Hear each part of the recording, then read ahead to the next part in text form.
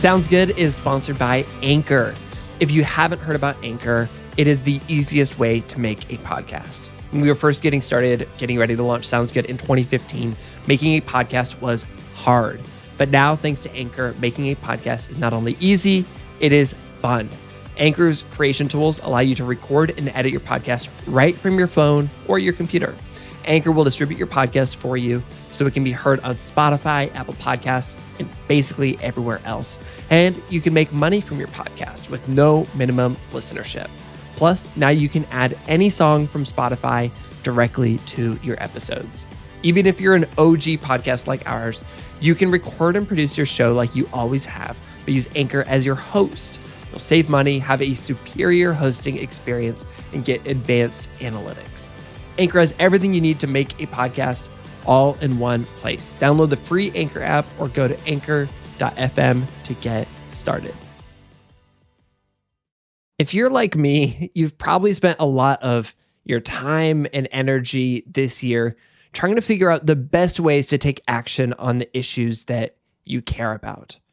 Maybe you feel like there's a lot going on. I think that would be more than valid. And you care about all of the issues facing people in your community and around the world. But because there's so much going on, you don't know how to take action on it. You are not alone in feeling that way. Many of us have been especially grappling with how to respond meaningfully to the very real injustices experienced by people of color. But to make a difference, we have to take action. We can't just keep on wanting to do something. And so today on the show, we brought on an incredible guest who shares a simple plan you can follow with every problem you see in the world. She's going to guide us through how to make a positive difference.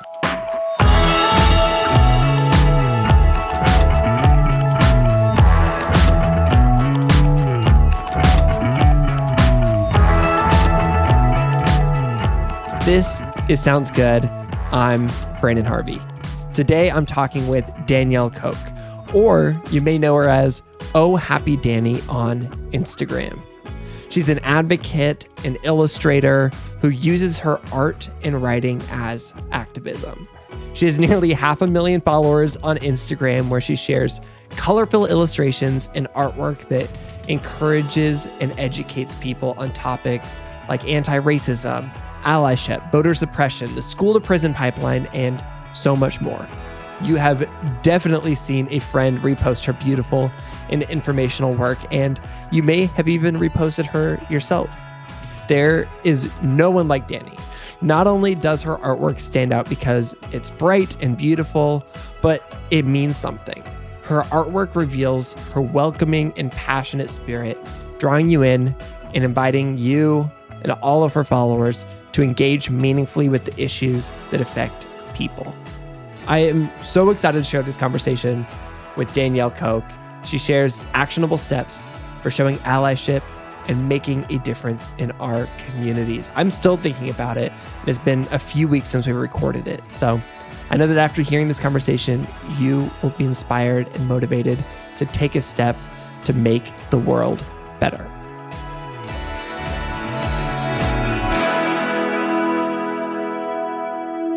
In your guide on how to show allyship during a crisis, you created a roadmap to providing relief. And the first step that you offer is to pick a cause to focus on.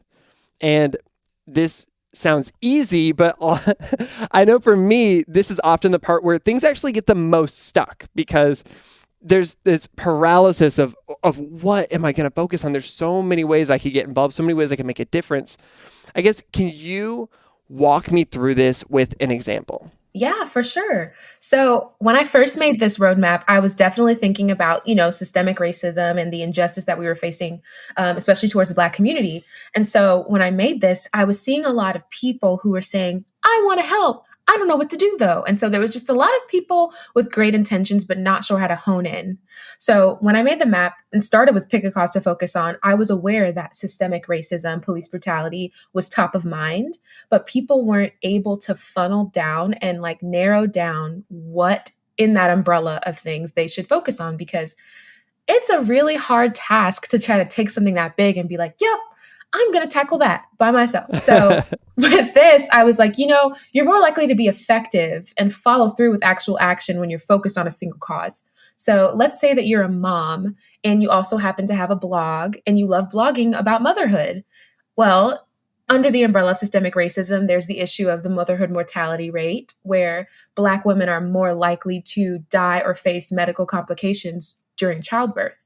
So how can you use, a portion of your blog or your mission to focus on that specific cause? Like, we need to combat the motherhood mortality rate in the Black community. That is a cause that you have picked to focus on. And so that is what I would say to someone starting out. And so instead of focusing on just the overall issue of systemic racism, you're saying drill down into a specific part of this, because you're going to have more ability to move the needle. It's going to be less overwhelming, and it'll give you a more clear path to follow for the rest of these. Yes. And it's not to say that you don't still speak up when, moments of injustice do occur, or like you don't continuously fight against the larger system with your words, signing petitions, voting, donating. But at the same time, we want recurring action that becomes a part of your lifestyle, right? And the best way to do that, in my opinion, is to narrow down. That is perfect. So the second step is to unpack the issue and study it. Why is that important before we even get towards the action parts? Yeah, I think that a lot of times we can get caught up in the excitement and the adrenaline that comes with undertaking something new. But what can happen is we spend a lot of time being ignorant of the very thing that we're trying to help, and that can cause harm, because you jump into a situation like, I'm going to be the savior here, without fully understanding the nuances, the ins and outs, the history, things that have worked, things that have not worked, and being wise in the way you choose to contribute to this area. So that's why I think unpacking and learning is super important, because the more you know, the more helpful you'll be. I know it's going to be a little bit different with every issue that you can focus on, but generally speaking, what's the best way to make sure that you are finding reliable resources, listening to the right people, and not falling prey to misinformation? Yeah, that's good. I think that's a big problem these days, right? But I would say an easier thing to do is to look for experts in this industry or in the area that you're focusing on, who have already proven themselves to be contributors to that cause, who already have put in the research, have the credentials, and are really a thought leader in that area. Because as you're doing your own learning, you can glean from someone who's already in the middle of that work doing it. But also, common best practices when Googling and searching for information, make sure you're looking at reliable sources, make sure you're reading books that come from people who know what they're talking about. We don't just want to repost articles just because they look and sound good, but getting into the nitty-gritty of that is what's going to make the difference, and make sure that you are not pushing misinformation yourself. The third step is to assess local needs and partner with community organizations. Can you break down what that means here? Yeah.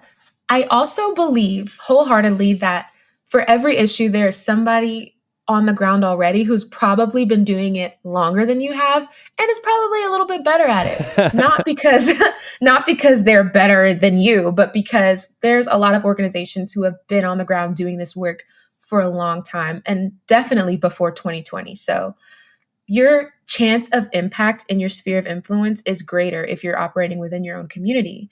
And so instead of waking up saying, I'm going to start this brand new organization to do this brand new thing that I just learned about yesterday, let's say, okay, who's already doing this work where I am? How can I get plugged in and either donate, volunteer my time, or lean into what they're already doing and become a part of that? It's important to listen before we act, because these organizations, chances are they already know what's more high priority and are more aware of the best things to do at this time.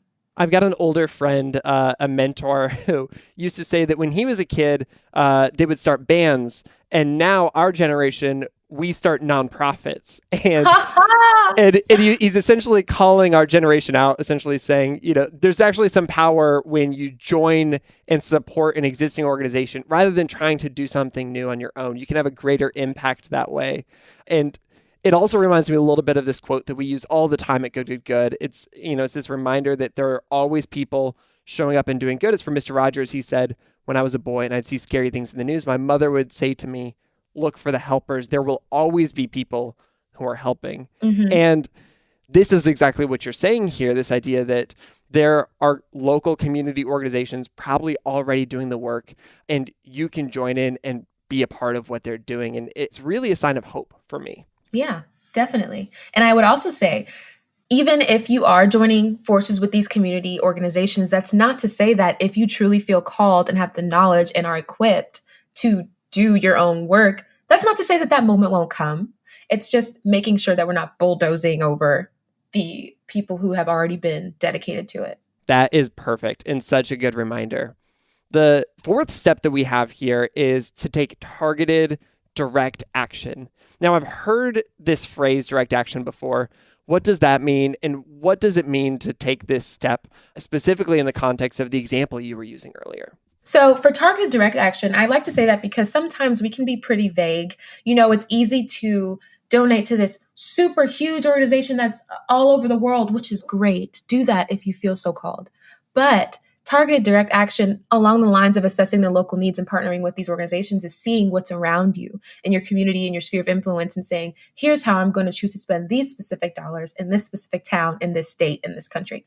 So in that example, I think for a mother with a blog, how cool would it be to research about the topic, find maybe mothers who have gone through this issue, find statistics of how that issue is affecting where you live, or laws and policies that might need to be updated in your city or in your state, and take the action to get petitions signed, or to write blogs to raise awareness, or to start a fundraiser, however you see fit. I think that is the difference between vague general action and targeted direct action.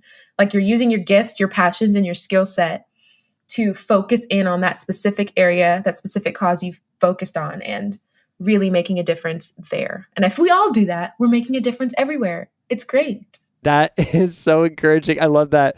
And lastly, what is the final thing that we need to do? The last thing to do is to keep going. There really is no last thing to do. So I kind of love that. It's like a trick question. You have to pick another cause and keep going. And in the graphic itself, I kind of made a minor loop. It's like there's a little pathway to go back up and go back around again, because we want this to keep going. And so the work is never over. And just because you've picked a specific cause and you've done a lot there doesn't mean that while you're doing that, you can't also do something else. And so I would say yes, to never feel as though you've arrived or that the work is done for you, but to consistently lean in and find ways to keep going, because we should all keep going.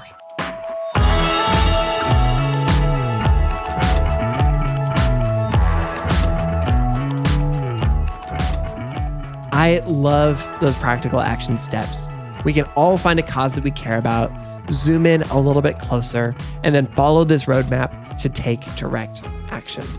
We're going to take a quick break, and when we get back, Dani shares how she maintains hope despite all the challenges 2020 has thrown at us, and you might just find a reason to be hopeful too. We'll be right back.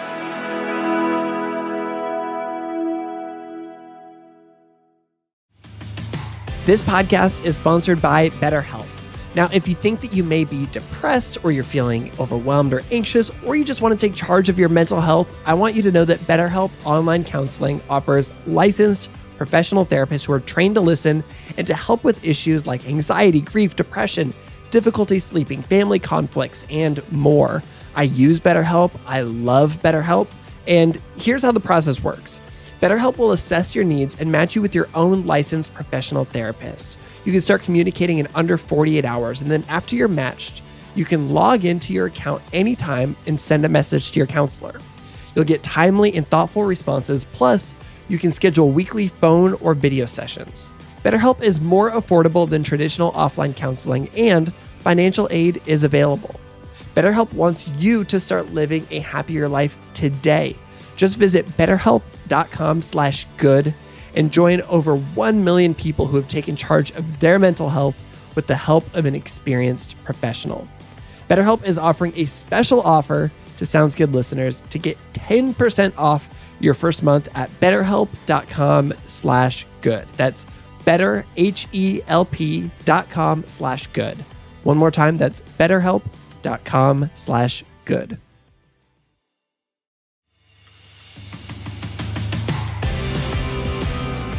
This podcast is sponsored by Libro FM. Libro FM is the first and only company that lets you purchase audiobooks directly from your favorite local bookstore. You can pick from more than 150,000 audiobooks, including bestsellers and recommendations from booksellers. I have been using Libro FM for months now before they were even a sponsor, and I just finished listening to Barack Obama's thoughtful new book, as well as Samantha Irby's hilarious book, Wow, No Thank You. And for both purchases, my cute little bookstore, Broadway Books, was supported. With Libro FM, you get these same audiobooks at the same price as the largest audiobook company out there. You know the name. But you'll be a part of a different story, one that supports community. If you're new to audiobooks, they're the perfect way to get more books into your busy life. Listen while doing chores, walking the dog, or just relaxing at home. All you need is a smartphone and the free Libro FM app. As a special offer for Sounds Good listeners, get 2 audiobooks for the price of one, only $14.99, with your first month of membership with the code GOOD. All you have to do is visit the website libro.fm, that's libro.fm, and use the promo code GOOD to get started with 2 free audiobooks and to help support the show.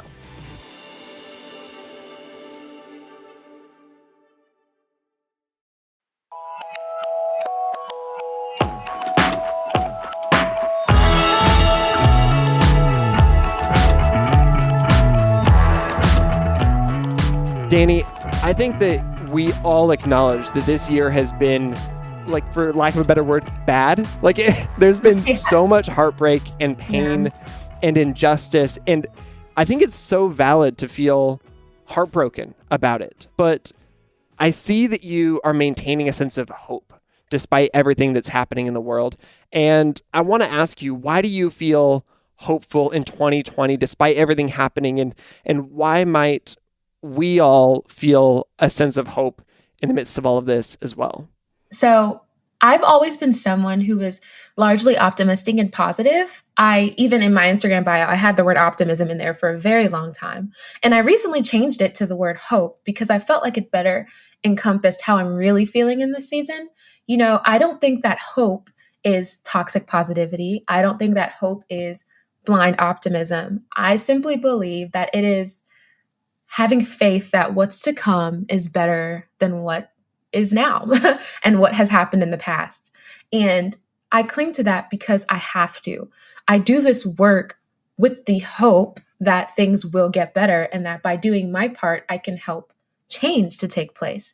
And so if I don't cling to that, there's nothing else that I can cling to. So yes, I'm very hopeful for the future, and positivity and optimism still come and go in waves, but I'm more open to the idea that hope won't always feel warm and fuzzy, but I stay steadfast and I cling to the idea that better is coming.